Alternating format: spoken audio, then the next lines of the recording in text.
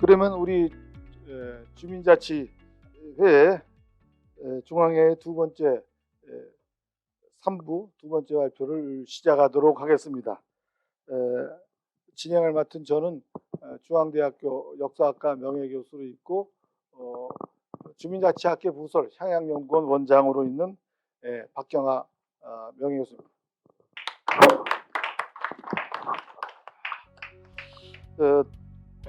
먼저 소개를 드리고 그 다음에 이제 시작하도록 하죠. 오늘 발제해 주실 박상우 수원시정연구원 선임연구원 소개합니다.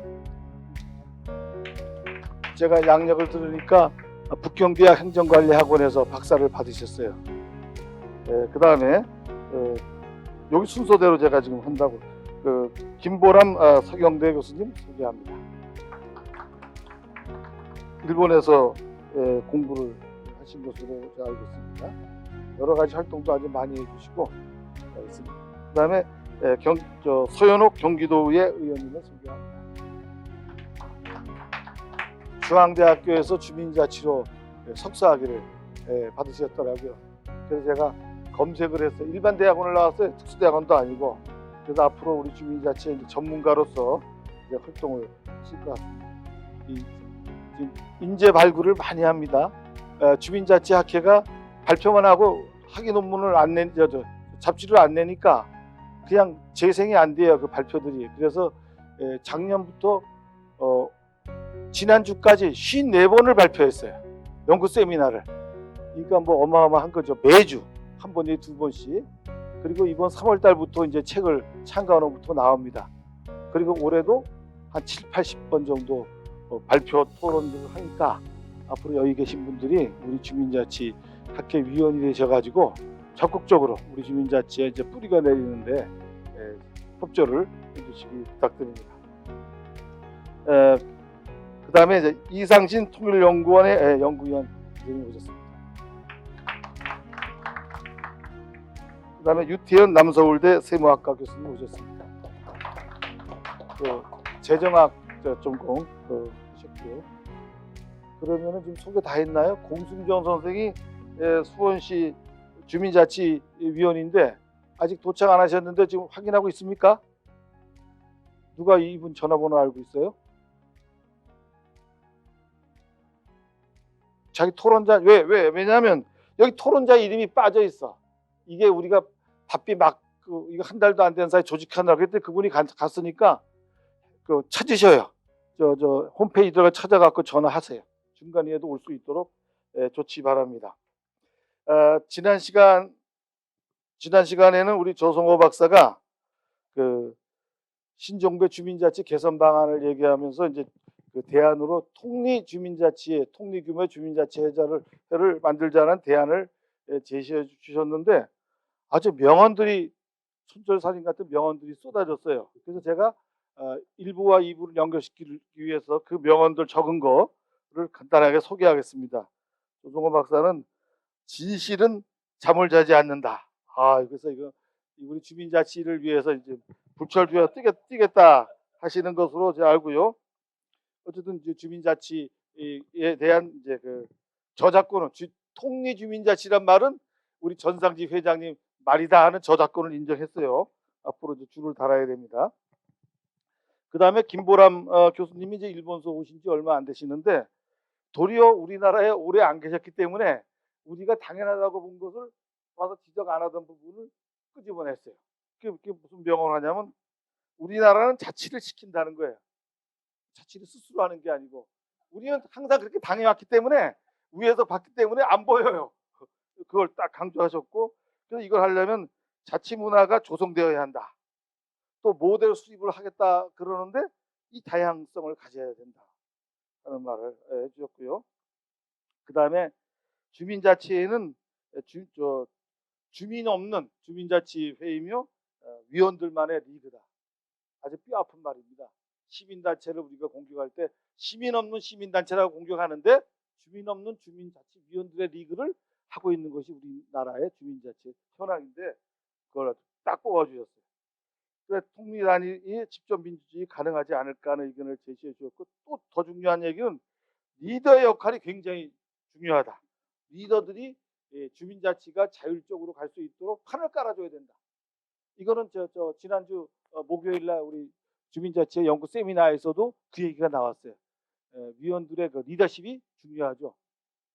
그 위원이 제대로, 회장이 제대로 못하면 그 중단되는 이런 사태가 발생해서, 그래서 주민자치 위원들의 리더십에 관해서는 앞으로가 우리가 집중적으로 주민자치 매주 우리가 하니까 분들 모셔가지고 관련 분들 모셔서 저희들이 좀 하겠다 하는, 해야 되겠다 하는 생각이 들었습니다. 그다음에 이현출 교수님께서는 이 옹호 집단이 없다, 주민자치를 뭐 하자라는 도와주는 집단이 없는 게, 그 중에 가장 대표적인 게 의회다. 유관기관적 의회. 왜? 지방의회 의원들의 나와바리를 침범하잖아요. 읍면동을. 그래서 앞으로 요 문제도 그 저희들이 한번 검토를 적극적으로 좀 해야 되겠다. 저는 1월 달에 의회학회에서 건국대학에서 심포지움을 했어요. 이 문제를 가지고 제가 진행을 했는데, 그때 저는 이런 대안을 했어요. 주민자치를 통리회로 많이 만들면 몇십 개에서 몇백 개씩 되잖아요. 한 그 지방의원이 가나라는 자기 동네에 수십 개의 통리 주민자치가 쓰잖아요. 그렇게 되면 지방의원들은 더 좋다는 거야. 자기는 일일이 모든 사람을 안 만나도 돼요. 통리 주민자치회 사람들만 교류해서 거기서 나오는 의견을 풀어주는, 정책적으로 풀어주는 역할만 하게 되니까 도저히 저는 경쟁 관계가 아니라고 봐요. 상호 관계야. 주민자치위원들의 의견을 자기 수집하면 되고, 주민자치위원들은 자기 지역에 있는 사람들의 의견을 받아들이면 도리어 그 상호 관계가 되지 않을까. 꼭 이렇게 싸우는 관계가 아닐까 하는 그런 생각을 해왔습니다. 뭐 구체적으로 연구는 안 했지만, 그래서 그런 문제를 이제 말씀해 주셨고, 그다음에 허원 교수님은 참 좋은 얘기를 많이 했어요. 통리 단위를 지금도 못 하는데 통리 단위가 되겠느냐? 주민자치 이렇게 보는데 자치 능력이 있느냐 보는데 아니라는 겁니다. 아니라는 거예요. 그런 이걸 시켜주지 기회를 안 줬기 때문에 못했다는 겁니다. 근데 그 희망적으로 봤어요. 저도 리단위에 산다 그랬는데, 전원주택 시골에서 사는데 이거 됩니다. 이거 사실은 그래서 저희들이 이거를 왜 되냐? 간단해요. 제가 성당에 가는데 그 동네 성당에 그 외지인이, 귀촌인이 70%예요. 한 면은 100%입니다. 거의 노인들 몇 사람 빼고. 지금 지방은 귀향인 귀촌인 천지예요. 이 사람들은 도시에서 살다가 내려온 사람이라 수준이 높아요. 대학 교수도 질비합니다. 지방에 가면. 이런 분들이 있기 때문에 옛날에 거기 살던 토박이 사람들하고 주민자치 한다고 생각하면 안 된다는 거예요. 박상규 회장님 어떠십니까? 맞죠?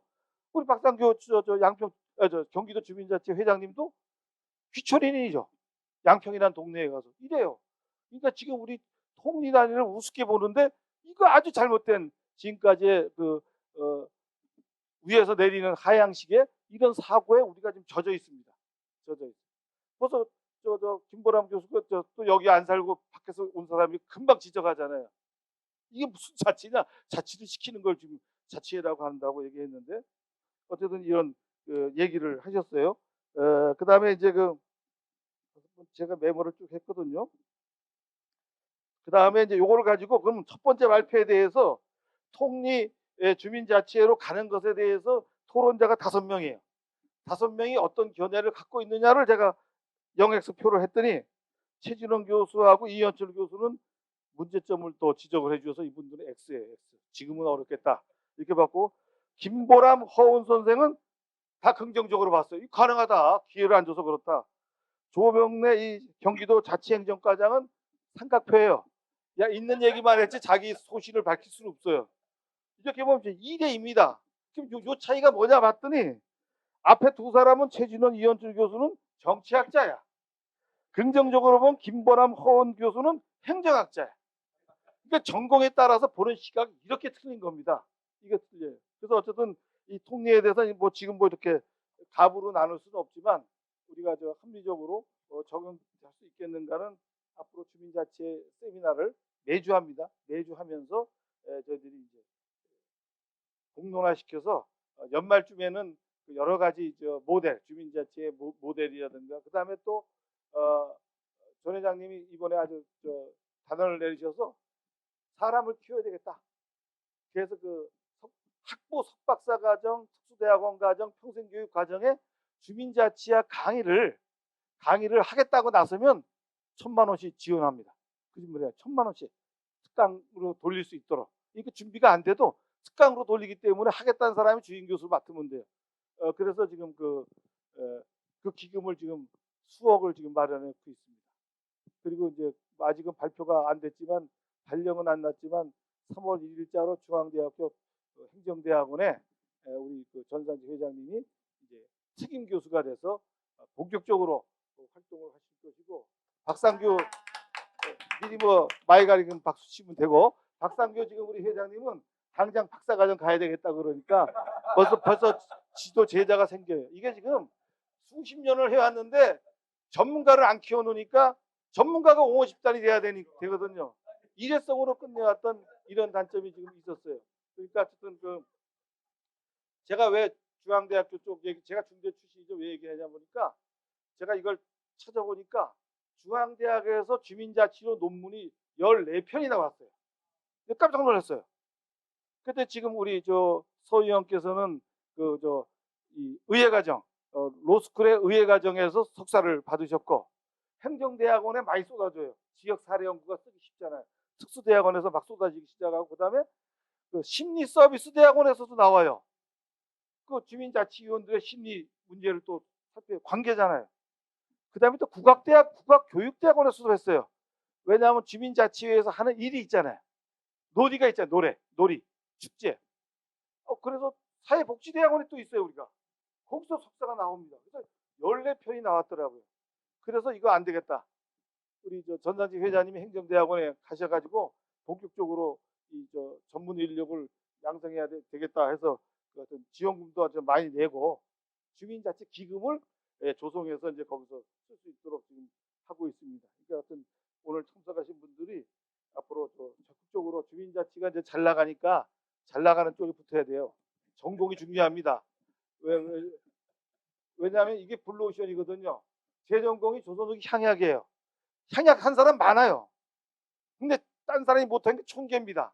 총계가 바로 그 상천민들, 민촌 조직 80%가 민촌이에요. 양반 있는 반촌은 5%, 10%가 안 돼요. 반상 홍고촌이 한 10% 정도 돼요. 나머지 80%는 상민들이 사는 민촌입니다. 민촌에서 하는 향약, 이 전 총계라고 학설화 시켰는데 이게 80%가 하는 게 바로 총계예요. 바로 주민자치가 총계인 거예요. 그러니까 지금 주민자치의 전신이 우리 역사에 있는 겁니다. 근데 우리가 지금 뭐 페리시고 일본의 정례하고 미국의 타운홀 뭐 미팅 이것에서 하겠다고 행정학자들이 막 갖고 와서 하잖아요. 우리는 벌써 있었고, 아까 조성호 박사가 역사적 된 건 제 논문을 갖다가 인용한 건데 더 선진적인 것이 있다 이게. 2장을 선출로 뽑았으니까 2장을 선출로 뽑아가지고 그 다음에 면회 중에는 그 2장들이 모여서 면회 중회하고 그 다음에 읍으로 가는 식으로 됐으니까. 그러니까 제가 역사 쪽에서 이렇게 보면 지금 행정학 쪽에서 바라보는 이 주민자치는 다 웃긴다는 거예요. 민주적이지 못해요. 그건 민주적으로 구성을 했어요. 시작 자체가 자발적 구성, 자율적 n분의 1 운영, 민주화가 돼 있고 뽑는데. 근데 지금 그게 안 돼 있어요. 그게 문제입니다. 자, 제가 왜 이거 하느냐면 오늘 오신 분들이 100%가 주민자치회 활동 안 하신 분이에요. 우리 학회. 그래서 우리 주민자치회를 이제 교양으로 얘기하지 말라고 미리 침을 넣은 거예요. 그러니까 보니까 토론 요지를 많이 쓰셨어요. 많이 쓰셨는데 그 대강은 여기 우리 주민자치 사람들이 다 공부를 해서 알고 있으니까 요점 정리 도움이 될 수 오늘 발표하는 토론에 요점이 될 수 있는 것만 해주시면 고맙겠습니다. 제가 18분을 17분을 썼기 때문에 할 수 없이 여러분들은 17분을 절약하겠습니다. 아니 발표자는 절약 못해. 25분을 하고 토론자들이 5분 이내로 여기 있으니까 요점 정리만 딱 해서 해주시면 훌륭한 결과가 나오고, 지금 이거 유튜브 중계하고 있어요. 그러니까 언어는 욕설은 삼가해 주시고 앞에 섹션에서 욕이 나왔어요. 상스러운 말을 해주시고 방송 용어로 좀 써주시길 부탁드리고, 그다음에 오늘 토론한 내용은 주민자치 3호로에 그대로 우리 김은미 편집장이 요약해서 실리니까 받고 싶은 분은 저 사람한테 명함 주면 여러분 사진과 함께 다 실립니다. 여기는 지금 그 주민자치중앙회에서는 월간 주민자치를 매달 발간하고 있고 월간 공공자치라는 잡지 2개를 계속적으로 또 발간하고 있습니다. 그러니까 여기 사실은 어마어마한 경비를 들여서 하는 조직인데 이걸 대외적으로 홍보를 많이 안 해가지고 이런 측면이 있는데 어쨌든 당분간은 제가 주민자치 학회답게 활성화하는 일을 제가 정년해서 시간이 많으니까 하려고 하니까 많이 도와주시기를 부탁드리면서 수원시 주민자치 현황과 운영 사례라는 주제로 박상우 선생님께 부탁드립니다. 예, 안녕하세요. 수원시정연구원의 선임연구위원 박상우입니다.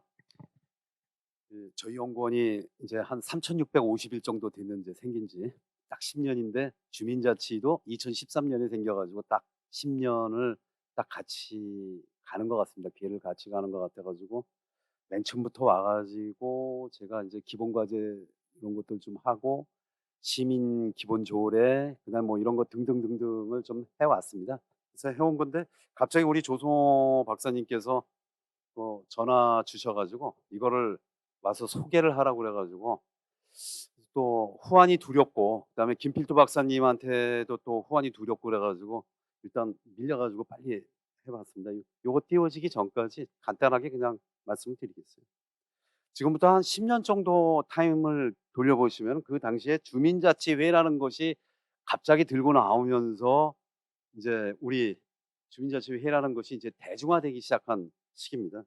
그 당시에 주민자치회는 그럼 무엇을 배경으로 한 거냐면은 그 당시에 이제 나왔었던 개념 중에 하나가 11년 정도 2010년대 들어오면서 이제 소위 그 주민주권론 뭐 국민주권이 아닌 주민이 주권인 거고 이를테면 대통령도 지금은 용산으로 이사 가셨지만 뭐 문재인 대통령까지만 하더라도 신교동 주민이잖아요.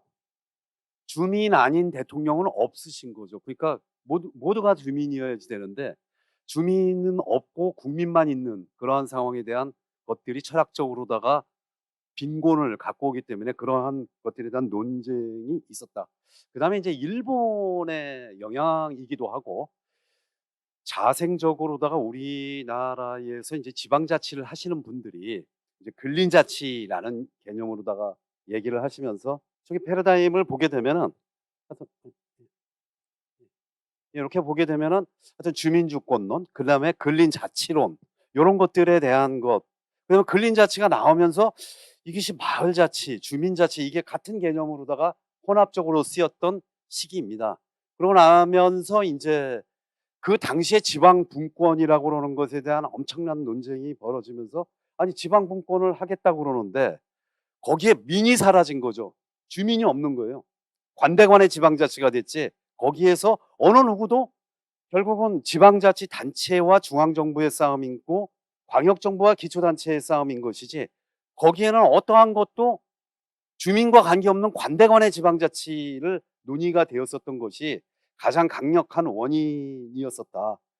우리 행정학회지에 실린 거에 한 30%가 주민자치와 지방자치와 관련된 것인데 그 중에서 보게 되면은 한 30%가 그런데 그 중에서 전부 뭐 중앙 지방 간의 관계에 관한 문제이지 주민은 실종되어 있었죠. 최근에 와가지고 아까 우리 박 교수님 얘기하시고 막 열렬 도와줬지만 그 이후에 된 것이지 그 전에는 주민이 없는 하여튼 분권에 대한 논의였었다라는 거죠. 그렇게 되면서 소위 그 지방분권법이 시행이 돼 가면서 이제 소위 그 주민자치에 관한 얘기들이 이제 논의가 되었었던 거죠. 근데 이것이 자생적으로 된 것이 아니라 제도화에 의한 것이 되는 바람에 조금 문제가 있었던 거죠. 그래서 주민자치를 제도화하기 위해서 지방분권법 27조에서 29조에 이러한 것들을 놓았습니다. 그러면서 그 당시 이렇게 좀 돌려보시면은 이제 자치부에서 행안부에서도 만든 자료나 이런 것들을 보면은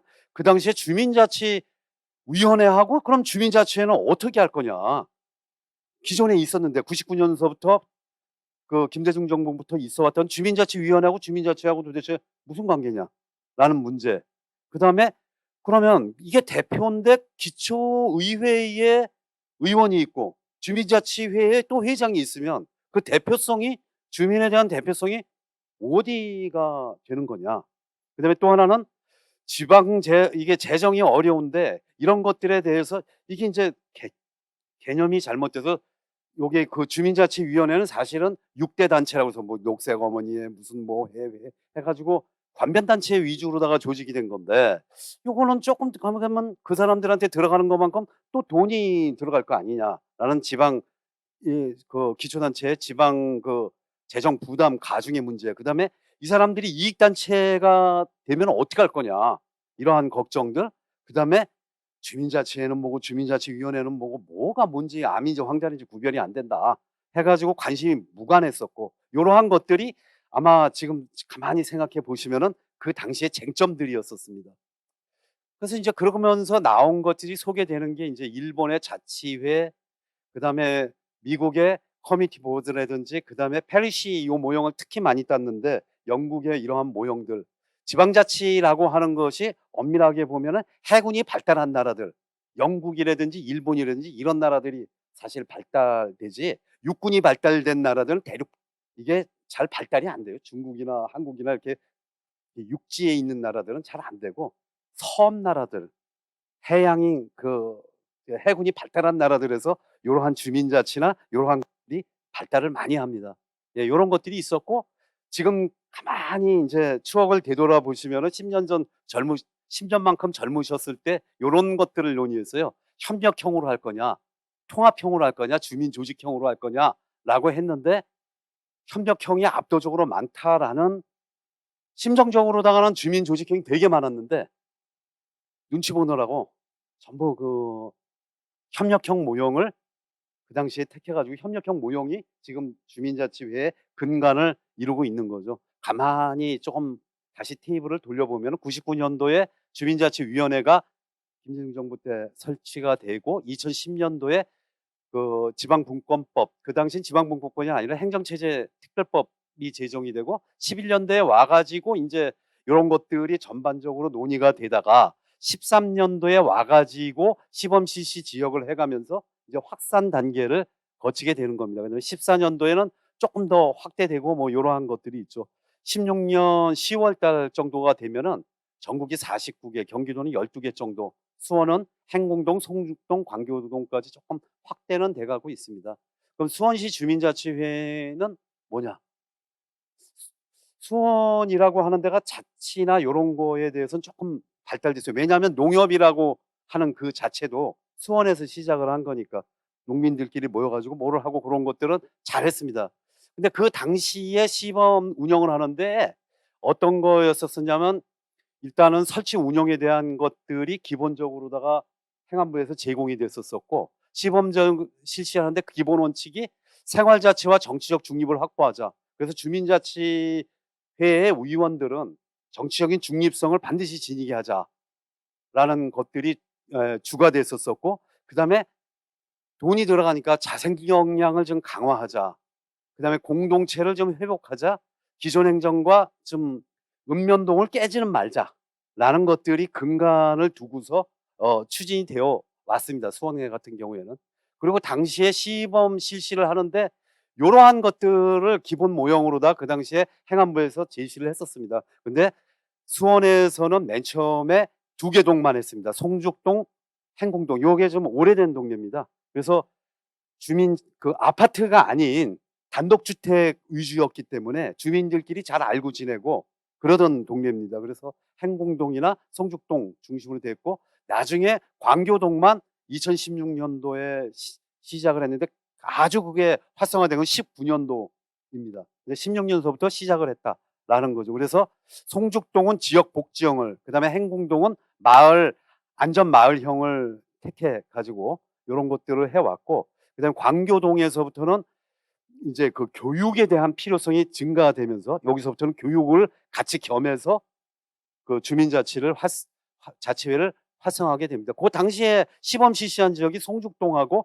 행궁동이었습니다. 그래서 그 당시에 의원 수를 23 명, 그리고 남녀 비율을 맞추려고 꽤 애를 썼는데 그게 또 잘 안 되고 그랬습니다. 그다음에 행궁동이 좀, 여기는 진짜 가급적이면 단독주택 위주였기 때문에 그나마 좀 조직이 좀 잘 됐습니다. 그래서 자동차 없는 날도 운영해 보고 그렇게 하면서 동시에 생태교통, 그래서 이클레에서 주관한 생태교통을 해 가면서 차를 못 다니기도 하고 뭐 요러한 것들을 좀 노력을 해 왔습니다. 그러고 난 다음에 광교동에서 조례가 좀 확대돼 가면서 여기에 교육을 이제 가미가 됩니다. 주민자치에 대한 교육이 가미되면서 지역 대표위원들, 주민대표위원들, 직능대표위원들을 이제 10명씩, 10명씩, 10명씩 해 가지고 한번 이게 한 30여 명 규모로다가 해 보자라고 했었던 것들이 이제 그 광교 일동이고, 이제 가장 커다란 문제는 뭐냐면 수원에 같은 경우에는 특히 이제 팔달구 같은 경우에 역사 과잉이 일어납니다. 정조대왕을 비롯해 가지고 행궁이 있고 막 그러다가 보니까 역사 과잉이 일어나고, 이 광교 같은 도시에는 광교, 영통 이런 데는 역사 결핍이 극심하게 일어납니다. 그래서 수원은 역사 과잉과 역사 결핍이 동시에 충돌하고 있는 곳이어서, 광교 같은 경우에는 수원 사람으로서 좀 같은 그 아이덴티티를 좀 가질 수 있는 교육들도 같이 들어가게 되고, 그다음에 그렇게 함으로써 수원 FC라든지 삼성이라든지 그다음에 나중에 KT 구단까지 해 가지고 좀 표도 좀 줘 가면서 같이 인제 스포츠를 통해 가지고 아이덴티티도 좀 확보해 보려고 노력을 많이 하고 있어요. 근데 최근에 와서는 오히려 이게 요거를 한 거에 대해서 요거 쪼끔 좀 문제가 되는 것들은 아직은 그렇게 크게 말씀하지 아니지만, 요 주민자치회가 오히려 아이덴티티를 확보하는 게 아니라 광교구 설치, 아니면 우리하고 수원은 다르잖아. 왜 성남하고 분당 다른 거 비슷하게 고러한 문제가 사실은 또 쪼끔은 얘기가 되고 있다는 게 좀 걱정스러운 겁니다. 그래서 좀 쭉 보게 되면은 추진 성과와 추진 시 한계점인데, 성과는 뭐 다들 아시는 거니까 이제 문제점 위주로 하게 되면은 아직까지도 주민자치위원회의 자질에 관한 문제들은 아직도 있다. 그다음에 여기서 가장 주민자치회를 꾸미면서 뭐 여기 있는 진짜 우리 회장님을 비롯해서 많은 분들이 고민하는 거죠. 누가 주민이냐? 직업이 주민인 사람이 시민이 주민이냐? 그래서 맨날 부르면은 그 사람이 와요. 시청에서 하면은 회전문 시민들, 직업이 시민, 직업이 청년. 그래 가지고 "청년 모여라." 그러면 청년들 또 그 사람들 또 오고, 또 시민들 오라고 하면 또 그 사람 또 오는 거예요. 그래서 직업이 시민이에요. 왜? 어떨 때는 5만 원씩 주고 그러니까. 또 뭐 하고 그러다 보니까 그게 좀 그런 문제점이 있는 거예요 지금 사실. 그래서 직업이 시민인 사람들이 이게 진짜 시민이냐, 그리고 저 사람들이 과연 125만 수원 시민을 의 얘기를 대변하고 있느냐에 관한 철학적인 문제가 있어요. 근데 그 반면에 그러면 참여하지 않는 시민이 시민이냐라는 철학적 문제가 사실은 수원회 같은 경우에 굉장히 그 내면에서는 우리는 지금 연구를 보고 있는 거죠.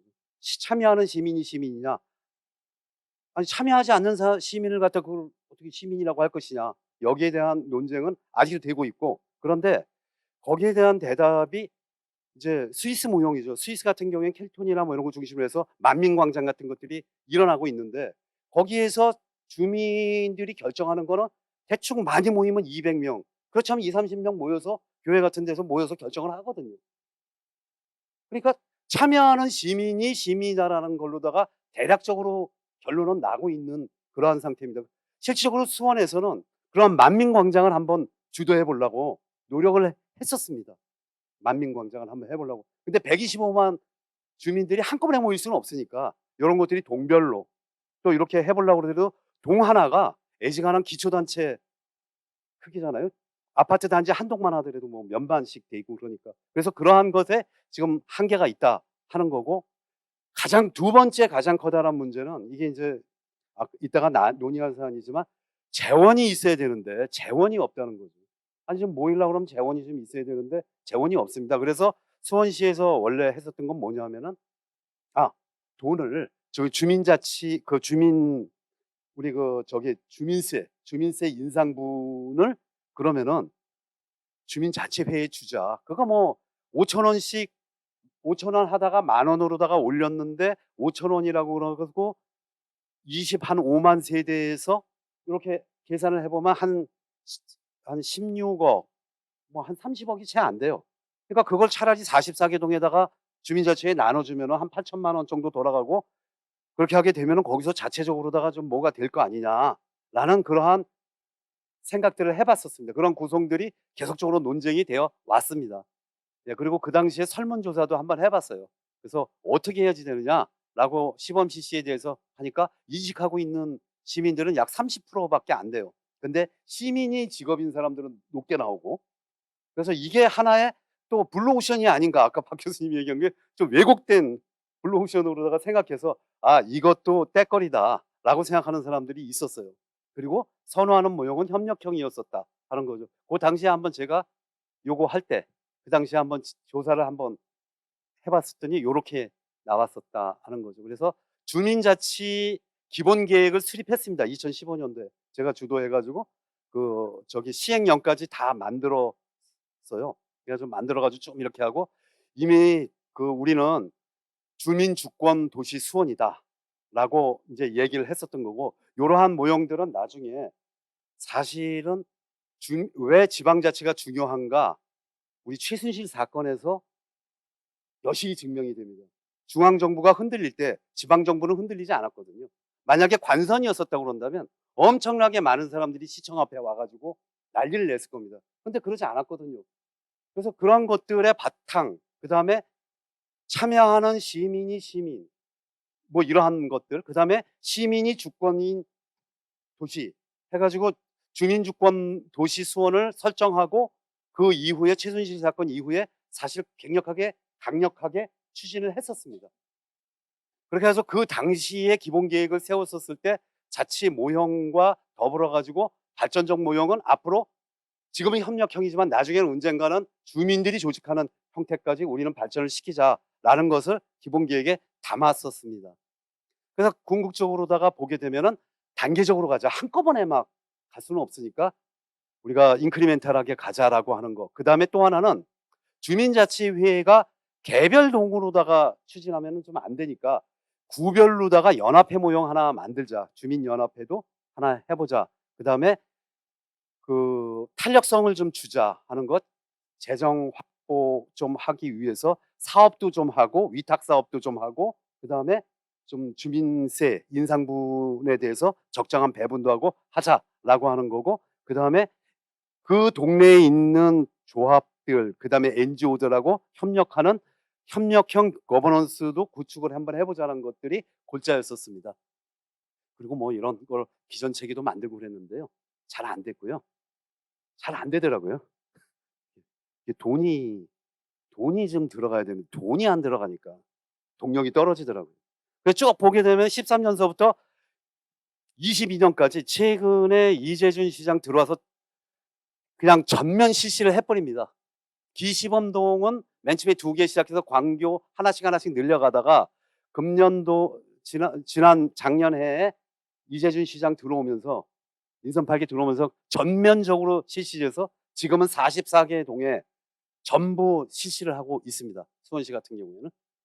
예, 지금 이렇게 해갖고 왔고, 쭉 보게 되면은 이러한 2021년도에 이런 조례도 만들고요. 44개 동에 와가지고는 21년도에는 전부 이게 완료, 22년도에는 완료를 하게 됩니다. 작년까지 전부 완료했습니다. 그래서 지금은 다 돌아가고 있다. 그래서 주민자치회 수는 현재 44개 동, 주민자치위원 수는 1000여 명이 넘습니다. 1100여 명의 주민자치회가 있고, 주민자치회에 예산을 줘야지 되는데 예산을 줄 수 있는 거를 예산을 주게 되면은 이분들이 여기에 지금 굉장히 커다란 문제가 있었어요. 주민자치위원회에서 이렇게 넘어오신 분들, 그다음에 새롭게 시작해 가지고 정말로다가 민주주의적 원리에 의해서 한번 해보시려고 그러는 사람들, 여러 복잡한 이해관계가 동네에서 있고 아직도 이 문제는 해결되지 않았습니다. 정말로 어렵습니다, 이 부분이. 그러한 것들이 있어서 일단은 예산 지원을 그냥 그 개별 예산은 없고요. 그 사업 예산을 하게 되면 한 1,500만 원 정도 일단 배정을 지금 해놓고 있습니다.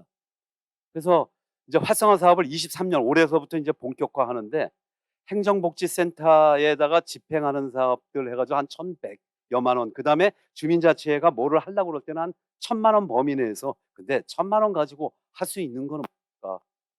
여기 계신 분들이 식사 한번 하고 그러면 없을 것 같아요. 뭐 몇백만 원 남는데 그거 갖고 뭐를 하겠습니까? 그런 것들이 문제가 있다. 그래서 소규모는 한번 해보자라고 하는 거.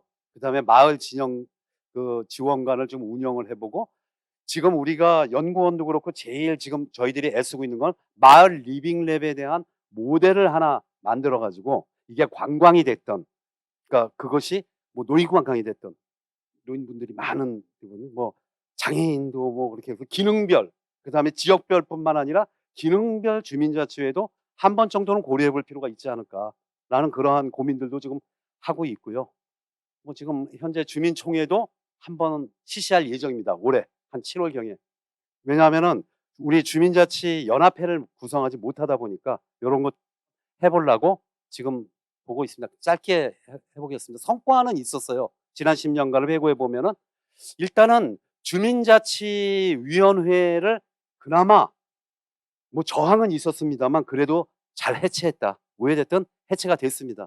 굉장히 고질적이었었는데 요 문제 했고 그다음에 동장 추천제 등 어느 정도 일부분을 이제 주민들에게 이제 시장님이 한 2분 정도를 이렇게 각 동별로 다 하면은 주민자치회나 아니면 그 위원들이 이제 선택하게 요런 것들도 한번 해 봤고요. 그다음에 교육 체계 플랫폼은 구축이 좀 됐습니다. 저희 같은 경우에는 저희 연구원에 시민자치대학이 있어서 주민자치위원이 되시려면 저희가 제공하는 그 교육 이수를 해야만이 그 자격증이 됩니다. 저희 동네에서 수원에서만 운영되는 그런 자격증도 좀 주고 그다음에 온라인 교육, 그다음에 자치 기본 교육 해서 22년도만 하더라도 70여 회 일단 교육을 실시했습니다. 그래서 교육 위주는 전체적으로다가 3천여 명이 수강을 했어요. 하여튼 전체적으로. 그래서 요런 것들은 지금 하고 있고요. 저희 연구원의 자치대학을 하시면 되게 좋아하세요. 그거 한 6개월 정도 코스 마치시고 우리 그 사강모도 이렇게 해드리고 원장님이 이렇게 이것도 좀 해주시고 그러면 막 이거 막 사강모 던지시고 되게 좋아하세요. 네, 그래서 이런 것들 하고 있다라는 거고요. 그 다음에 이런 것들을 하여튼 좀 하고 있습니다. 하지만 숙제들은 남아 있습니다. 참여 예산제하고 연계를 좀 그래도 좀 해야지 되는데 참여 예산이 점점점 늘어가지고 지금 한 100억 정도 규모로다 좀 하려고 그러는데 참여 예산제에서 또 있는 그 위원들과 지금 주민자치위원들 간의 갈등도 있습니다. 실적으로 나타나고 있고 주민자치연합회가 그러니 구성이 돼야 좀 영향력이 있는데 그게 아직 못 되고 있다는 거. 그다음에 장기적으로 사무 위임 등 조례 등에 대해서는 아직까지 제도적으로 미비한 상태이다. 것이 되겠죠. 뭐 복잡합니다. 뭐 이렇게 한번 해보자는데 뭐 개념도는 이렇게 복잡한데요. 내용은 하여튼 좀 잘해보자. 뭐 그렇게 요약할 수 있겠고요. 그래서 앞으로는 너무 교육 체계가 지금 다분산적이에요. 시에서도 하고 그다음에 무슨 NGO 단체에서도 하고 저희 연구원에서도 하고 뭐 막 그러다 보니까 체계적이지 못한 것 같아요. 그래서 이런 것들을 한번 교육 체계를 한번 정비해 볼 필요가 있지 않겠는가. 그다음에 동네에서 하는 위탁 사무 정도. 동네에서 하는 위탁 사무는 뭐 동네 축제라든지 동네 어린이집이라든지 뭐 이런 것들 한번 위탁 사무로다가 한번 개발해 볼 여지가 있지 않을까. 가장 커다란 문제는 재정 확보예요. 예. 주민세 환원 진짜 어려울 것 같아요.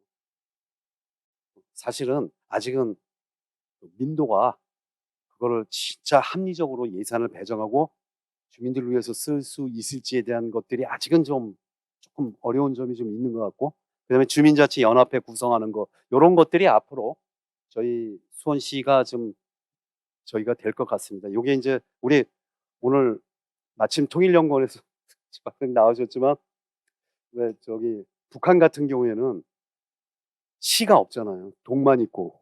네. 그래서 사실은 지금 현재 125만을 내서 직접 민주주의를 바란다? 거의 불가능하거든요.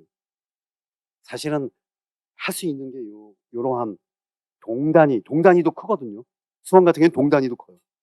동도 큰데 요런 것들을 그리고 주민자치회라는 거를 굳이 동에 한 개만 더 해야 되나? 뭐 이러한 문제도 좀 더 쪼갰으면 좋겠어요. 그래서 좀 더 쪼개서 우리 같은 경우는 지금 아파트가 많으니까 아파트 걸로다가 하는 것도 한번 생각해 보고 뭐 요런 것들을 지금 저희들이 구상을 하고 있는데 하여튼 해보는 데까지 해보려고요. 예, 이상으로 발표를 마치겠습니다.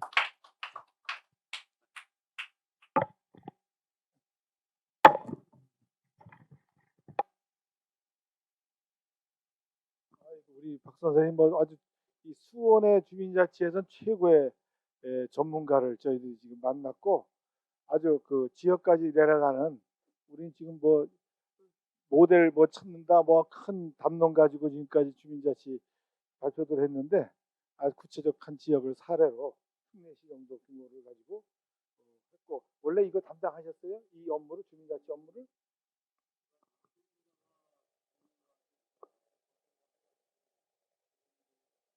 있어. 논문 보고서를 연구 보고서를 썼습니다. 그러니까 뭐 완전 그 전문가시네요. 이 주민자치 쪽에는. 그리고 그 선생님도 저 명언을 많이 하셨어요. 주민은 없고 국민만 있다. 그다음에 해군이 발달한 지역에서 주민자치가 되는 것 같아. 그다음에 지역에 따라 역사과잉과 역사 결핍이 있다. 여기는 특별한 이제 수원이 화성 때문에 그런 있고 그다음에 직업이 시민인 사람만 온다. 이 사람들이 과연 시민을 대변해 주는 사람인가 하는 문제.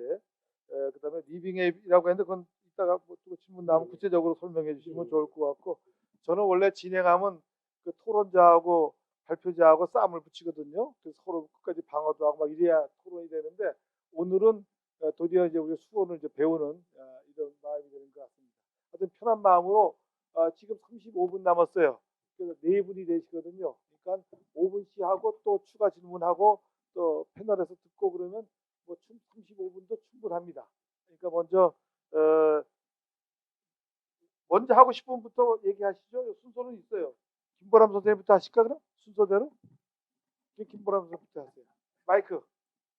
아까 이제 참여하는 시민만 시민이다라고 하셔서 이제 그런 부분에서도 사실은 뭐 어떻게 봐야 관점에 따라 다른 것이긴 하지만 이제 예를 들면 이제 제가 또 활동했던 또 이제 시부야 구에서는 네, 구민을 이제 3가지 종류로 이렇게 규정을 했어요. 이제 살고 있는 사람들, 그리고 이제 거기서 일을 하고 있는 사람들, 그리고 시부야 구를 사랑하는 사람들까지도 이렇게 그 구민으로 이렇게 해서 그 시의 이제 그 지자체의 이제 사업들을 이렇게 진행을 그 3범위까지 다 이렇게 좀 확장적으로 해서 했거든요. 왜냐하면 사실은 이제 아까 참여하는 시민만 시민이다라고 하셨지만 그 참여라는 것은 행정이 제공하는 어떠한 사업이나 뭐 그런 것에 참여하는 시민. 근데 사실 이미 정말 지금은 너무나도 이제는 시민들의 그 전문성과 역량도 너무나도 뛰어나고 이미 그 행정이 하지 않더라도 각각 곳에서 모든 지역의 곳곳에서는 그 주민들이 스스로 그 자치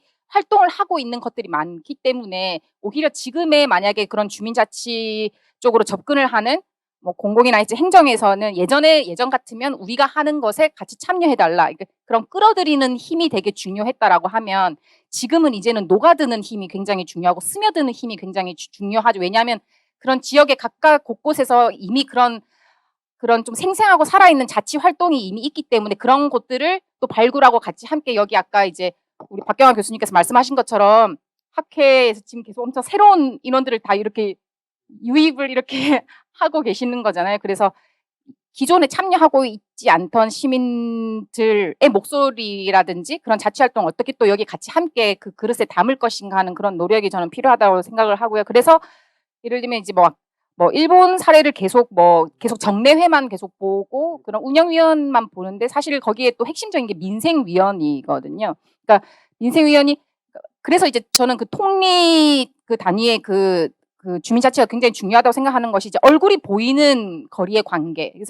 그래서 참여하지 않았을 때 그게 확인이 되는 거죠. 그래서 그 사람들을 또 찾아가기도 하고. 근데 그것이 행정의 일이 아니라 우리의 일인 거기 때문에 행정에 보조하는 일이 아닌 것이고 그것들은 이제 주민들이 이제 스스로 이제 발견하고 찾아가면서 하는 일이라는 것이죠. 그래서 그런 부분들을 좀 이렇게 생각을 했었고요. 그리고 아까 이제 과제들 이렇게 이제 3개를 말씀해 주셨는데 그것들 것들 보니 좀 저는 그 교육이 자치 교육이 좀 핵심이라는 생각이 들었습니다. 그래서 교육 자치를 계속해서 지금까지 논의해 왔지만 사실 자치 교육이라든지 이런 것에 대해서는 좀 놓치는 부분들이 많았는데 예를 들면 아까 리빙랩 말씀해 주셨는데 리빙랩을 주민자치회 활성화 사업이기도 하지만 그것이기도 하지만 그것 자체가 리빙랩이 굉장히 너무나도 살아있는 교육인 거잖아요. 거기서의 얻을 수 있는 것들이 굉장히 많기 때문에 그것을 어떻게 그 자치 교육과 연결을 시켜서 그것 자체를 이제 그 실천 과정 속에서 배움과 역량 강화가 될 수 있도록 하는 설계인 거죠. 그렇기 때문에 어떠한 교육을 이수해야 주민자치위원이 되는 것이 아니라 그럼 리빙랩이라든지 이런 것들에 참여하면서 자연스럽게 이제 그것들에서 이행이 되어가는 그런 부분들을 좀 정교하게 디자인하고 설계하는 그런 것들이 저는 좀 필요하다라고 생각을 하고요.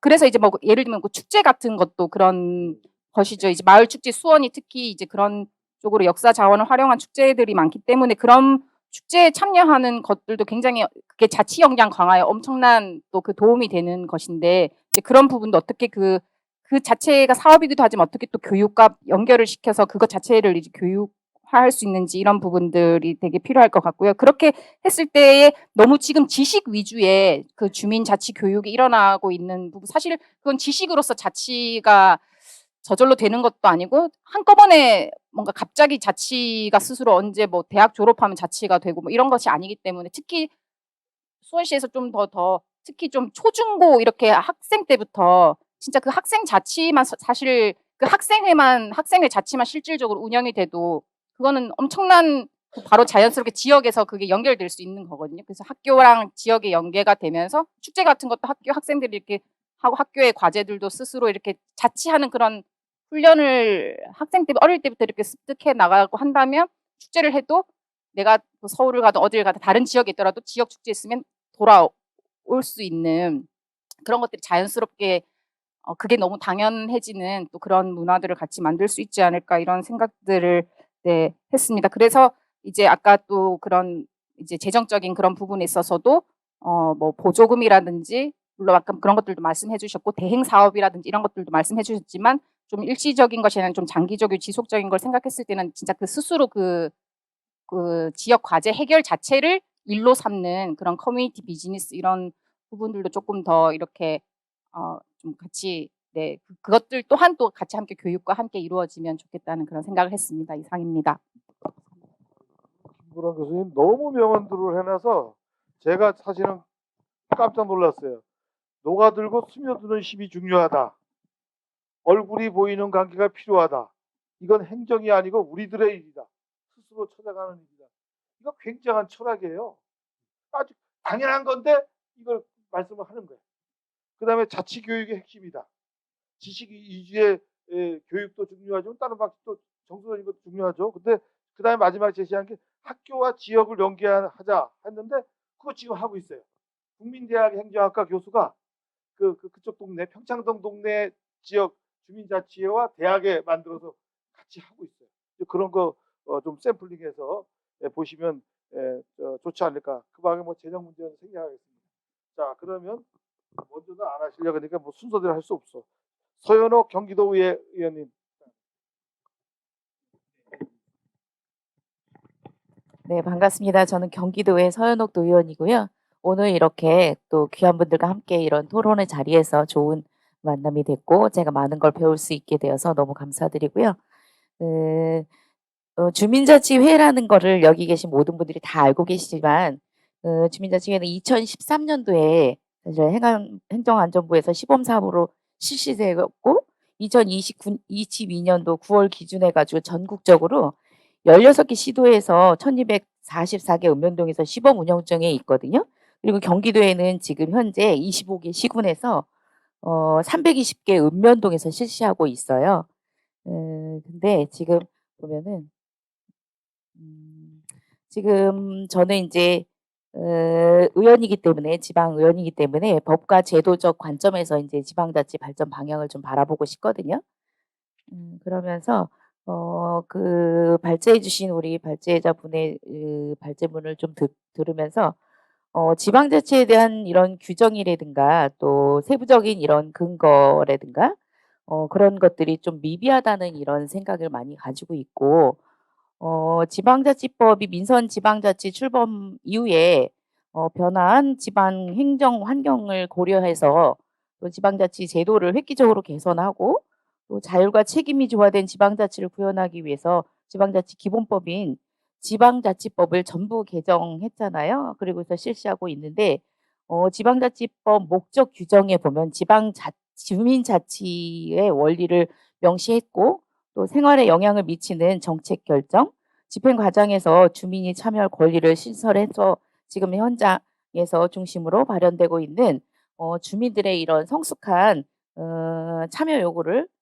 지방자치법의 목적 조항에 반영함으로써 주민 공모 등에 있어서 주민 참여를 제도적으로 보장하고 확대를 촉진할 수 있는 이런 근거로 작용되고 있거든요. 지방자치법 전부 개정안에서 주민자치의 근거 조항은 삭제된 채 이게 사실 의결이 되었었어요.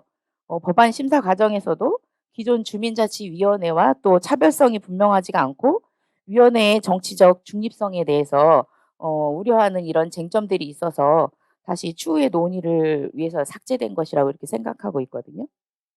그래서 법적인 근거와 역할 또 권한의 차이가 존재하고 있는 것도 사실입니다. 올해로 11년째 맞아서 전국적으로 시행되고 있고 확대되어 온 주민자치위원회가 아직도 사실은 시범 사업으로 남아 있는 이유가 그런 거라고 생각이 되고 주민자치회를 참고를 목적으로 사실 행안부 장관이 시범 목적으로만 실시할 수 있다고 규정하고 있기 때문이라고 생각하고 있거든요.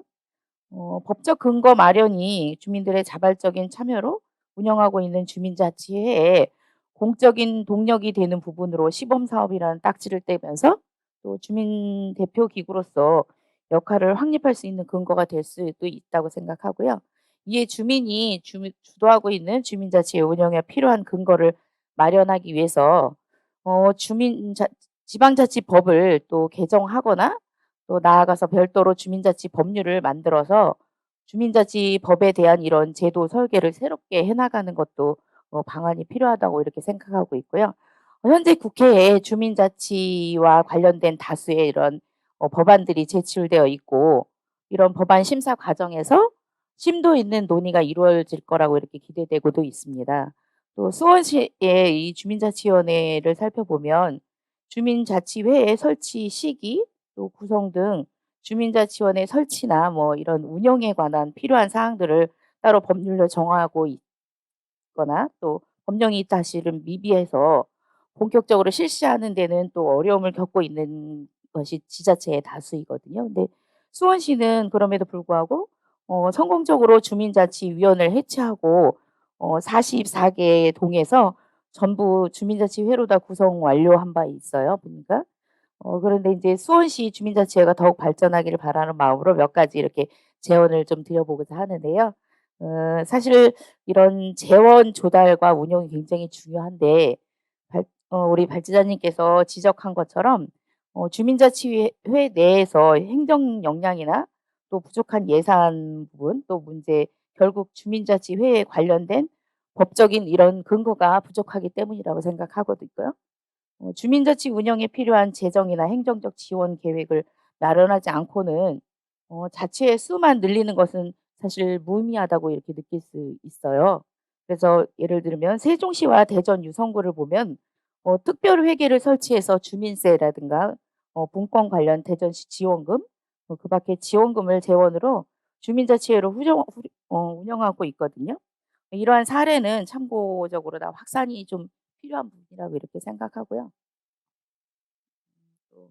또 특별히 주민자치회 활동 중에 또 어떤 시설이나 공간, 교육 프로그램 운영 등에 보면은 수익이 발생하는 이런 가능한 사업과 또 각종 복지 사업 등이 비용이 수반되는 사업들이 공존하고 있어서 주민자치회의 중심의 통합 재정 운영 방안이 고려되어야 된다고 생각하고 행정과 협의 조직으로서 인원이나 체계적인 예산 또 등이 명확한 규정이 주민자치회와 개별 사업 단위로 활동 조직으로서 일반 주민들이 참여 가능한 이런 유연한 분과회와 체계적인 구축이 필요한 부분이라고 이렇게 생각하고요.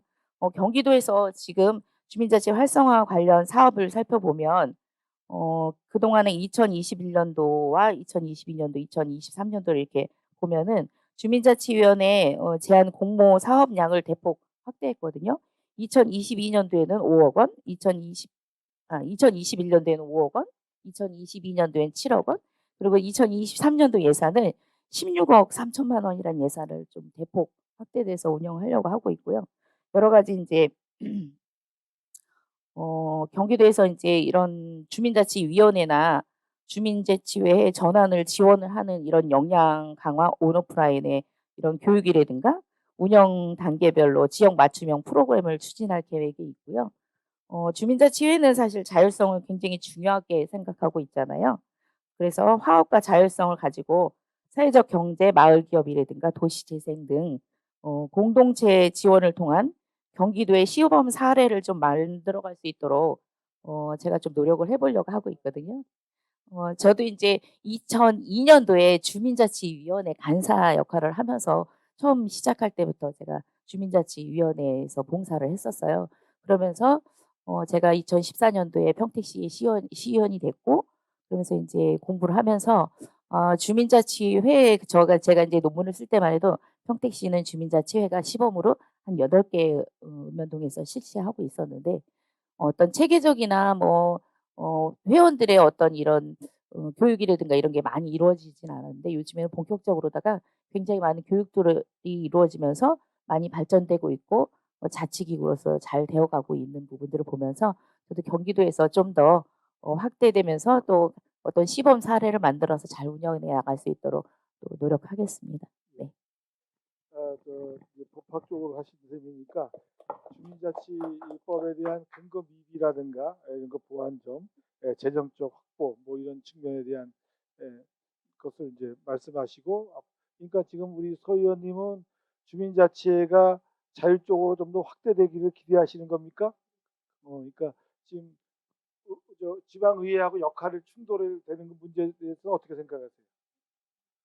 부분에 대해서는 아직 뭐 이렇게 수면 위로 떠오르거나 뭐 이러진 아직 않거든요. 저희 평택시만 보면은 잘 운영 같이 조합해서 지방 의원들한테 이렇게 협조 받을 수 있는 거는 받고 있고 아직까지는 그렇게 수면 위로 올라서 뭐 부딪히거나 이런 부분들은 없는 것 같아요. 네네. 주민자치 운동의 지지자로 생각해도 되죠? 네. 그다음에는 이상진. 예, 통일연구원의 이상식입니다. 며칠 전에 그 친한 정착자들 몇 명이 모여서 저녁을 먹다가 주민 주권이라는 얘기를 누가 시작을 해가지고 제가 그 간단한 토론을 했습니다. 그때 나온 얘기가 박경화 교수님 처음에 얘기하신 정치학자와 행정학자들이 굉장히 생각이 다르더라. 저희들 내린 결론도 주권이라는 개념은 중학교 때부터 배우는 개념인데 어떻게 이렇게 이해하는 게 다른가? 정치학자 입장에서 주권은 군대도 좀 있어야 되고 유엔 가입도 가능하고 뭐 이런 게 주권인데 주민 주권이라는 개념이 그 주민이란 말과 주권이란 말을 같이 붙여넣어서 쓰는 것이 가능하다는 상상을 정치학자들은 못 하거든요. 근데 행정에서는 막 쓰더라. 되게 신기하다. 그렇다고 해서 뭐 정치학자들이 주권이란 말에 무슨 라이센스가 있는 것도 아니고 되게 그 얘기를 하면서 저는 마침 여기에 와서 이제 토론을 하게 돼 있어가지고 아주 흥미롭게 공부를 많이 했습니다. 정치학자들이 얘기하는 게 보통 들으면 그럴싸한데 내용은 별거 없는 얘기를 많이 합니다. 그 얘기를 먼저 좀 드리고 싶은데,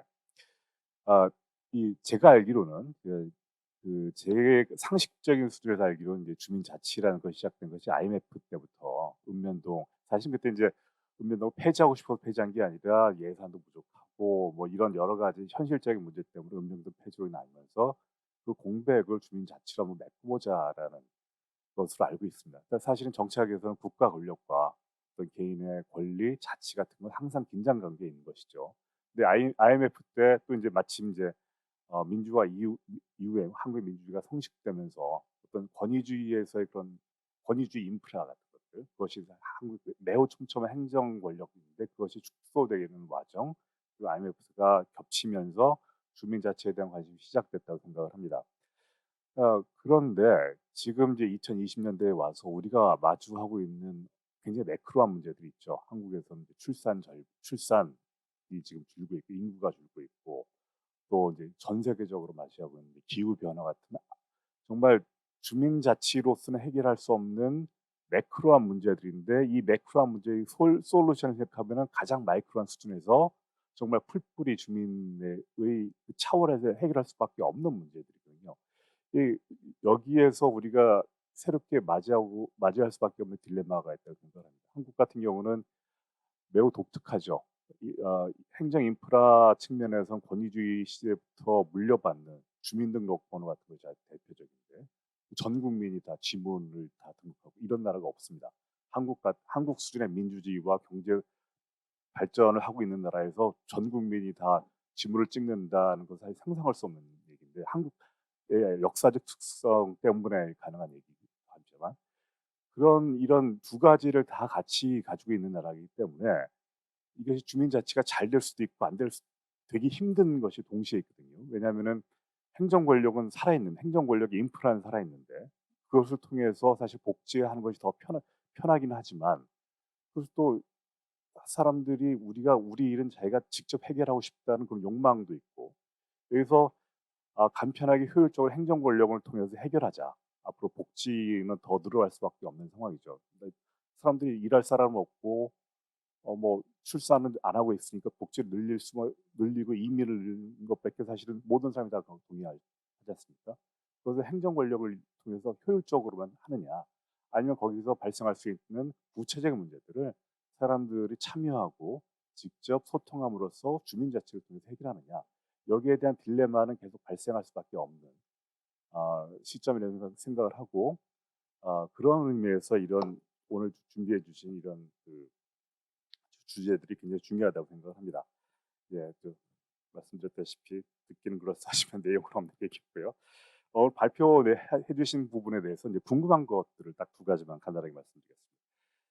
행궁동과 성북동에서 굉장히 좀 제가 자료가 뭐 좀 디테일한 자료였으면 더 얘기가 많았을 거라 생각하지만 주신 자료를 보면은 굉장히 그 결과가 다르거든요.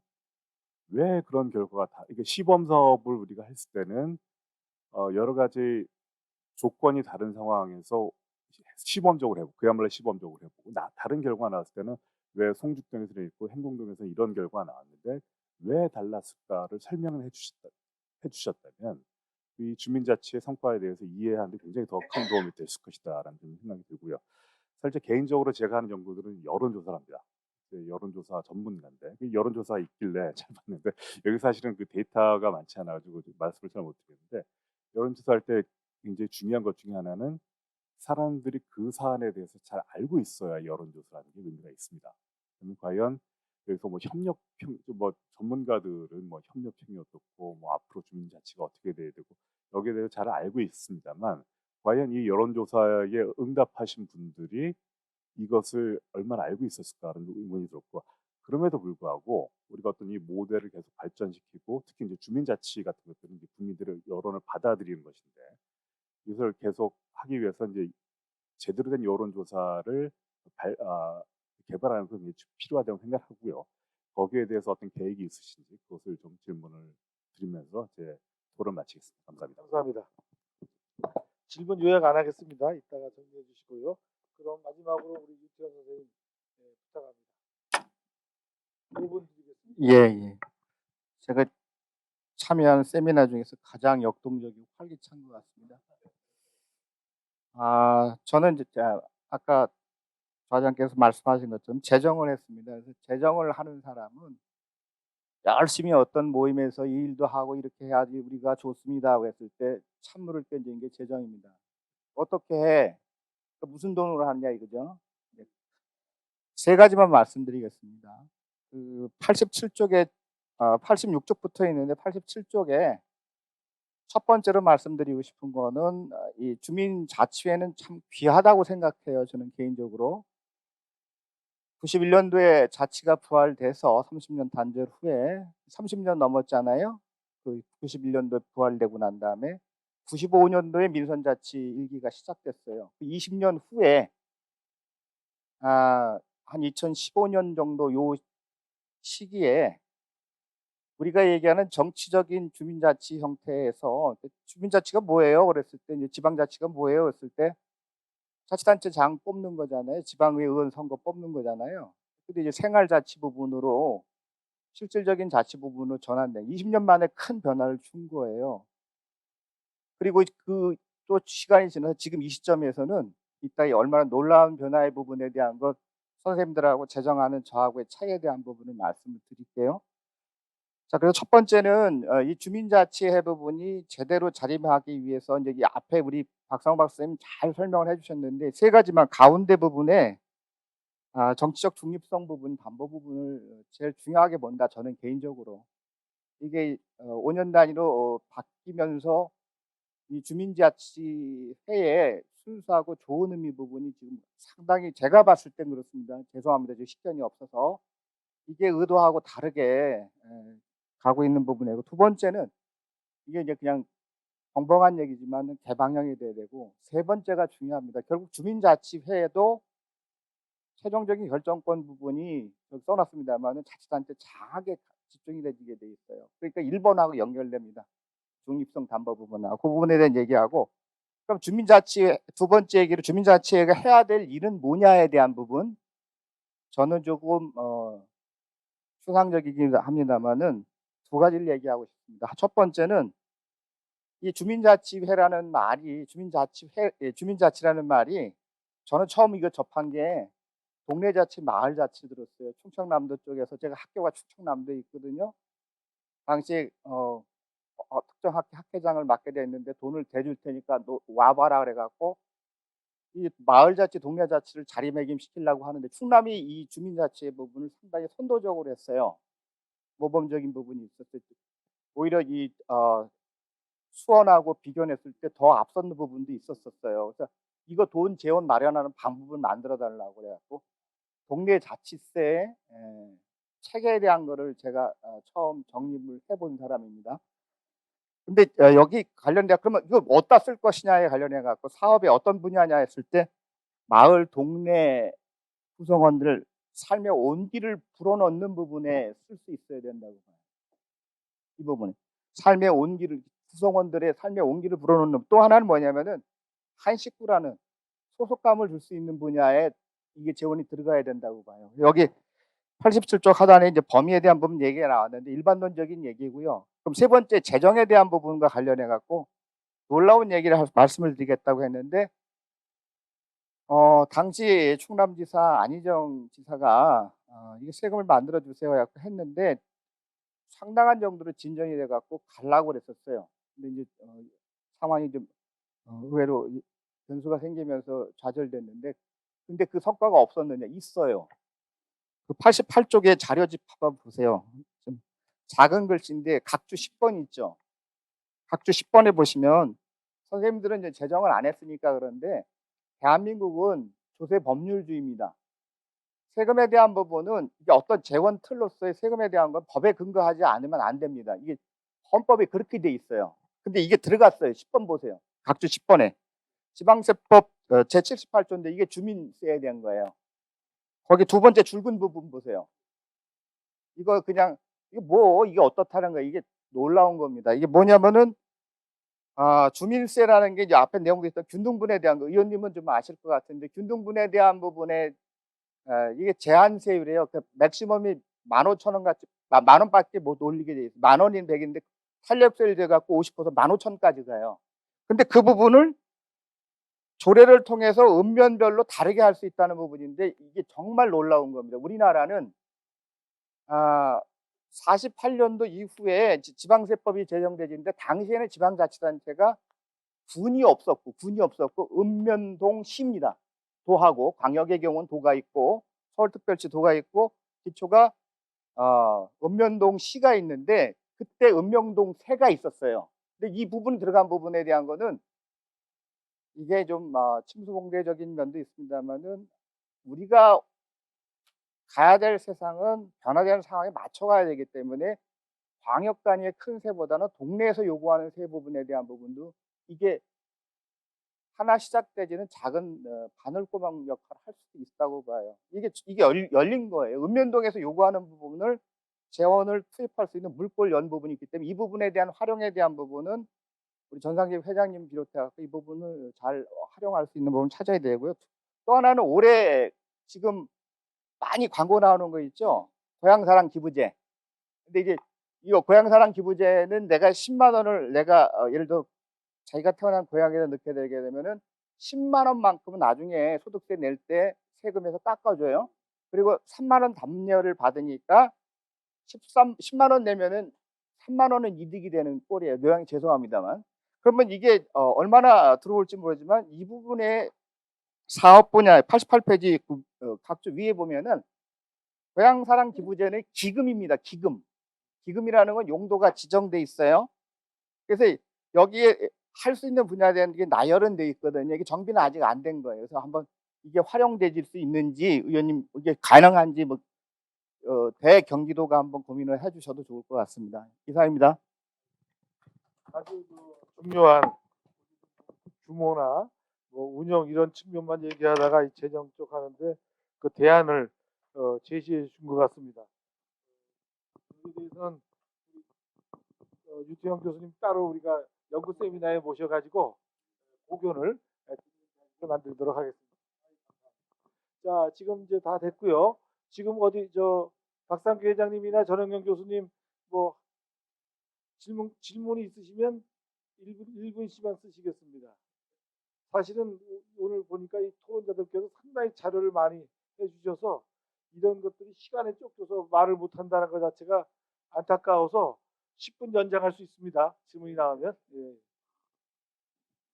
모든 이 행정에서 숙제하듯이 좀 해버리는 경우들이 너무 많이 있지 않느냐 생각을 좀 하게 되거든요. 제가 이제 주민자치라는 어떤 부분 속에서 그들만의 어떤 리가 되어서 이게 교류가 잘 안 되는 것 같은 생각이 정말 들어요. 그래서 예를 들면은 저는 양평군에 있지만 양평군의 주민자치회를 다른데 알기가 참 애매모호한 부분들이 잘 있어요. 이런 부분 제가 2019년도에 경기도에 공지하면서 저희들이 각 위원장, 협의회장들 우리 모임이 한번 경기도에서 주최를 해서 한번 진행한 적이 있었는데 그때 하신 분이 5급 주무관이 주관을 하시더라고요. 이렇게. 그래서 1박 2일을 하는데 딱 그 한 분이 오셔가지고 얘기를 하기를 제가 그때 양평군 주민자치 협의장을 했었는데 이러한 부분에 있어서 그래도 국장님 정도가 와서 이 주민자치, 경기도 주민자치 어떻게 할 방향도 설정도 좀 해주고 서로가 어떤 위원장들끼리, 협의장들끼리 교류할 수 있는 장을 좀 마련했으면 좋겠다. 그래서 최소한 아까도 우리가 계속 말씀하는 가운데 있어가지고 조직에 있어서 사실 우리가 법규상으로는 각 주민자치 회장, 주민자치 위원장밖에 없습니다. 그리고 시군 협의회장은 교구자치사실 없는 부분들이 있어요. 그런데 우리가 지금은 경기도 대표회장을 맡고 있지만 어떤 조직이 다 설립은 돼 있는 부분들이 있거든요.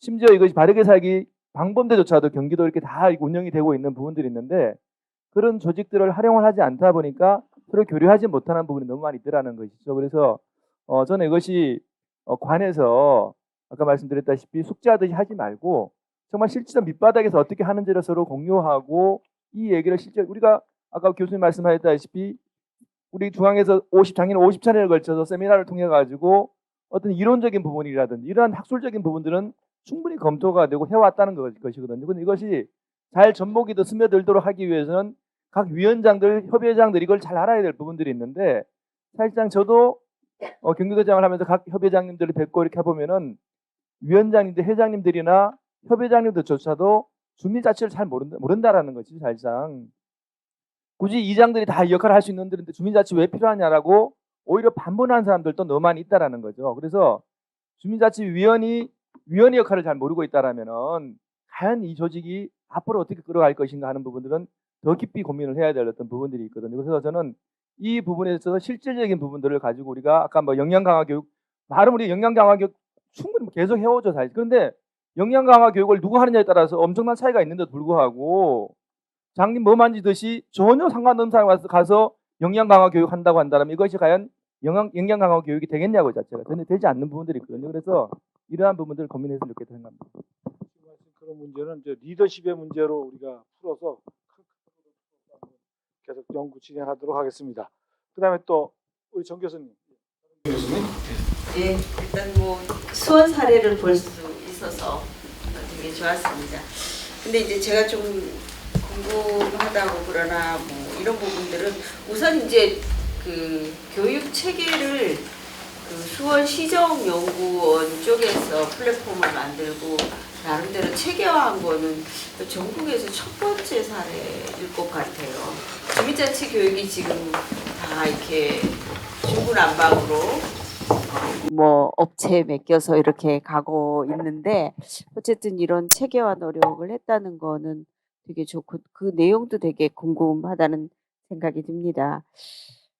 그다음에 이제 또 하나는 지금 이제 수원 같은 경우는 굉장히 특례시고 도시가 그거 도시화의 정도도 굉장히 높은 그런 곳이잖아요. 이제 그런 곳인데 실제로 저도 이제 그 초창기부터 시범 사업 때부터 뭐 여러 경로로 또 뭐 직접 주민자치 교육 때문에 성죽동, 행궁동도 가고 저희 한국주민자치학회에서 시범 로 벤치마킹 가고 싶다 그럴 때도 이제 여러 번 오고 그랬는데 실제로 주민주도적이라는 생각은 전혀 안 들었습니다. 그때도. 예. 굉장히 시범 사업이라는 그런 그때 당시에 이제 1억 정도의 그 돈을 정부에서 지원했기 때문에 아마 뭐 굉장히 그 담당 공무원이 엄청 열심히 한다.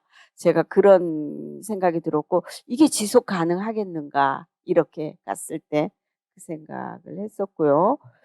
그래서 조금 저는 지금 전체적으로 이렇게 갔다니까 수원시정연구원에서 조금 더 디테일하게 실제로 주민자치 회가 어떻게 작동되는지를 추가 연구를 하면 좀 우리가 또 방향성을 잘 잡겠다라는 생각도 들었고요. 그리고 제가 또 이것도 잘 몰라서 묻는데 이게 여기 중간 지원 조직이 있습니까? 주민자치 중간 지원 조직이 마을 공동체에서 하는 건지 아니면 마을 공동체 중간 조직만 있는 건지 그건 잘 모르겠어서 그런 부분 궁금합니다.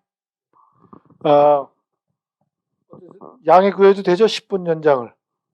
원래 우리 주민자치 세미나는 한 주제로 3시간 하는 건데 한 주제를 가지고 1시간 20분만 하니까 좀 한데 양해하시는 거죠? 예, 알겠습니다. 자, 우리 회장님까지 듣고 그다음에 제가 답변을 보시겠습니다.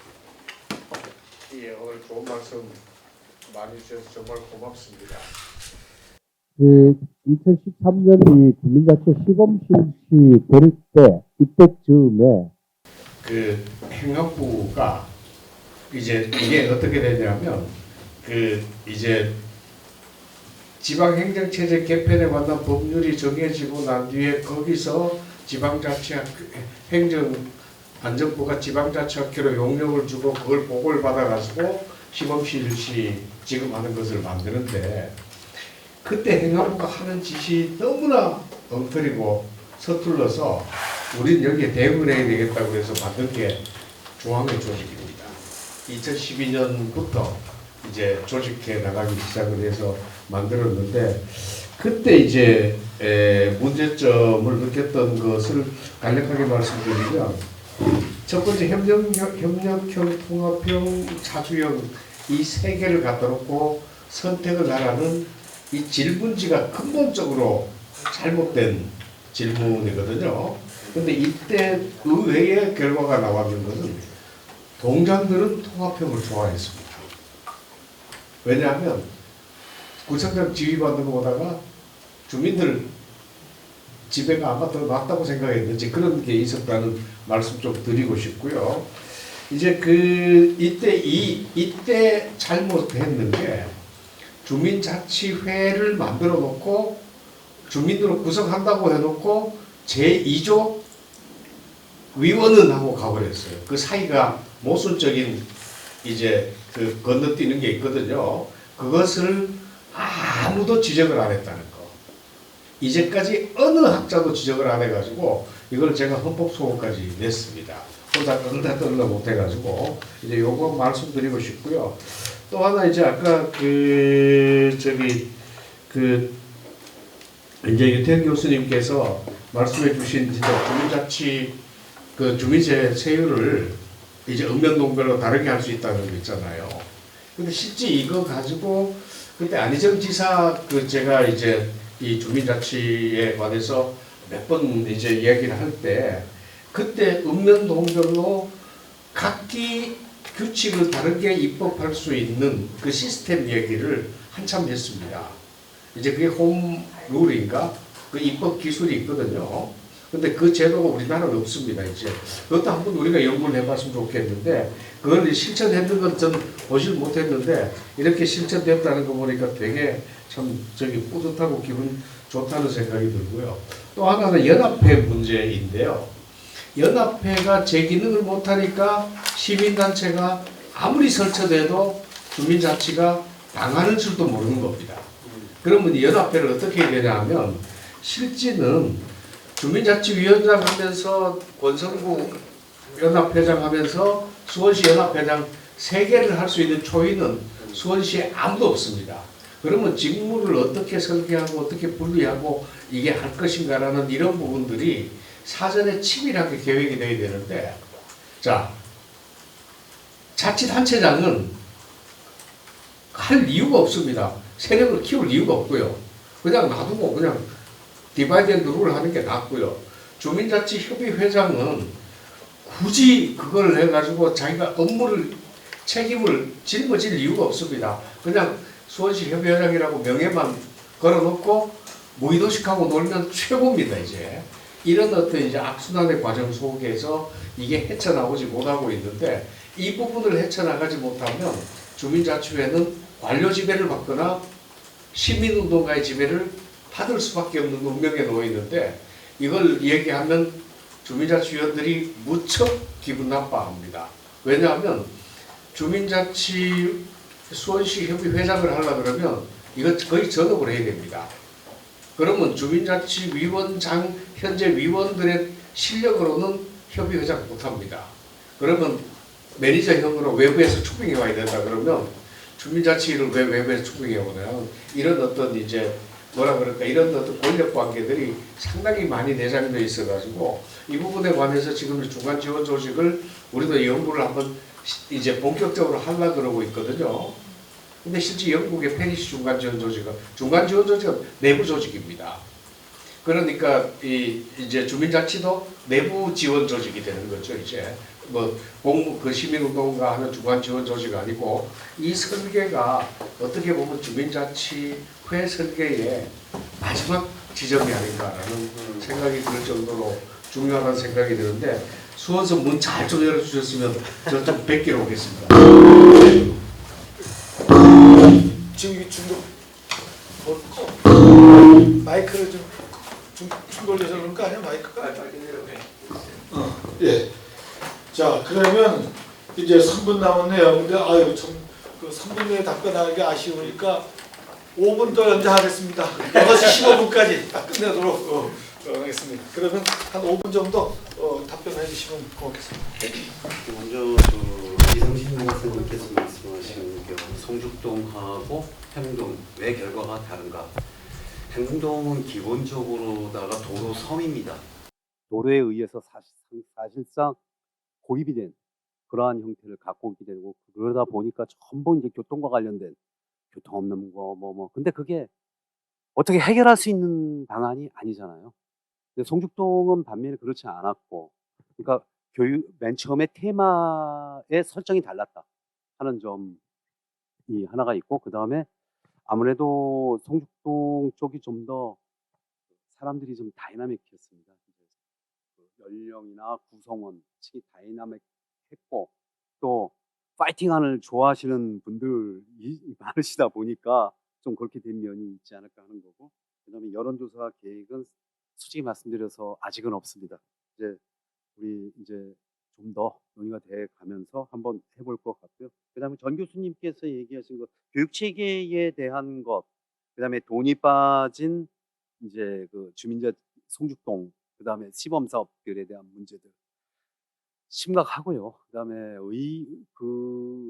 이게 주민자치회가 중요한 금평의 요소니까 공무원들에게는 자기가 맡고 있는 요소다가 보니까 누가 하느냐에 따라서 달라지고 거기에 따라서 기관장이나 그러한 사람들이 관심도가 얼마에 따라서 다른 것이지 실질적으로 그분들이 열심히 하려고 그러시는 분들이 계신데 조금 추동하기에는 아직까지는 상당히 어려운 거죠. 그러니까 어떻게 보면은 우리나라는 그 국가 단위의 빅 이슈에 대해서는 굉장히 관심이 많은데 정말 자기네 집 앞에 꽃밭 문제라든지 뭐라든지 이런 거에 대해서는 사실 작다고 생각해서 그런지 모르지만 굉장히 관심이 없어요. 그게 가장 커다란 거고 저희 연구 체계, 교육 체계는 어떻게 할 것이냐 그리고 앞으로 좀 더 디테일하게 해야 되는 것들은 좀 더 디테일하게 하고 또 저희들이 해왔었던 프로그램들은 그게 제가 전달해 드리도록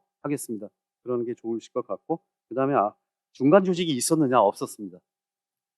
중간 조직 없고 그냥 지금 또 이제 시장님이 또 이런 쪽에 굉장히 관심을 많이 갖고 있고 이분이 예전에 500인 원탁회의라든지 시민들이 전부 모여가지고 도시계획을 같이 수립한다든지 그다음에 청년들이 나서서 뭐 이렇게 학생들이 나서서 도시계획을 만든다든지 이런 쪽에 굉장히 밝은 분이에요. 이렇게 또 그런 것들이 사회체계도 실렸고 시민참여형 그 도시계획 이런 것들이 실렸기 때문에 이런 것들이 앞으로 좀 더 수원은 좀 그러한 바탕은 가지고 있다. 단지 우리 정 교수님 말씀하신 대로 그러한 디테일과 조금 더 발전되고 어드밴스된 프로그램들은 개발해 나가도록 하겠습니다. 이상입니다. 참 우리가 주민자치 많이 봤지만 아주 잘 된다고 생각할 수 있는 주민자치를 아주 현미경 보듯이 한번 들여다봤습니다. 그리고 또 개선점도 많이 나왔고요. 참 오늘 발표자뿐만 아니라 이 토론자들께서 주옥 같은 말씀들을 지금 쏟아내셨어요. 애정을 갖고 이제 계신 분인데, 근데 이제 이거를 오늘 첫 번째, 두 번째 발표를 제가 정리를 하면은 우리 주민자치 학회가 앞으로 계속 세미나를 한 5, 60번 올해만에 더 할 거예요. 더 하는데 어떤 주제로 잡아야 되겠냐 방향이 나오는 것 같아요.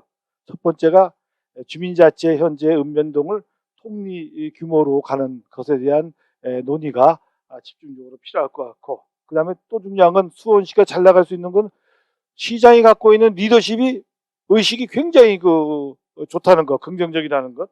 이것이 이제 교육하고 같이 맞물려져요. 그래서 리더십에 주민자치 위원들의 리더십에 대한 문제. 그 다음에 이제 세 번째로는 아직은 우리 서 의원께서는 그 충돌되는 면이 안 나왔다. 기초의회와의 관계가. 하지만 주민자치 활동이 활발하게 되면 또 주민자치 위원들이 기초자치 의원이 되려고 들어온 사람이 많아요. 인간관계가 이제 깨지기 시작합니다. 이제 이렇기 때문에 이런 문제는 우리 아까 이현주 선생 회장인 의회학회도 있기 때문에 그런 쪽과 한번 우리 주제를 잡겠습니다. 그 다음에 이제 네 번째로는 서 의원 지적에서 주민자치법 근거들 이런 것들도 계속했는데 이것도 큰 주제로 한번 우리가 계속 다루겠고요. 그 다음에 우리 유태현 선생님 진짜 귀한 말씀 해주셨어요. 재정 확보 방안이 제일 중요한데 그 방안을 근거를 가지고 풀 수 있는 그런 아이디어를 주셨습니다. 그래서 5가지가 나왔는데 이제 이런 주제들을 가지고 우리가 주민자치 세미나에서 한두 분씩 모셔서 계속 하다가 다음에는 이제 행정학회 또 뭐 정당학회 뭐 이런 식으로 가면서 크게 한 번씩 터트릴 이제 그런 계획을 가지고 있습니다. 그러니까 여러분들 이제 보니까 애정을 다 갖고 계신 분이니까 제가 발표나 토론이나 뭐 요청하게 되면 좀 열심히 참여해 주시기를 부탁드리고 또 끝까지 이렇게 참여해 주신 우리 관심 갖고 계신 위원 여러분께 감사드리면서 이것으로서 주민자치학회 세션을 마치겠습니다. 감사합니다.